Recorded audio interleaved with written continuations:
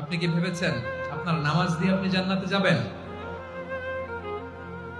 আপনি তাহাজ্জুদ গুজার, সেজদা দিতে দিতে কপালে দাগ ফেলেছেন, এটা আপনারা জান্নাতে নেবে না? আপনি এলাকার সবচেয়ে বড় হাতেম তাই দানশীল, এই দানের ভরসায় বসে আছেন। কুশ্চিন কালো ভাব। আমাদের নামাজ, আমাদের রোজা, আমাদের ইবাদত, এগুলোকে মিজানের পাল্লায় উঠালে কোনো ওজনই হবে না। তবে আমাদের একটা কৌশল জানা আছে, আমরা আল্লাহর রহমতের ভিখারি। আমরা সেদিন আগেই গুনার স্বীকৃতি দিয়ে দেব। আমরা বলবো, আল্লাহ তুমি প্রশ্ন করার আগে তোমার একটা কথা বলি, আমারে কিছু জিজ্ঞেস করো না, আমি সব করেছি। এমন কোন পাপ নাই যে পাপ আমারে দিয়ে হয় নাই।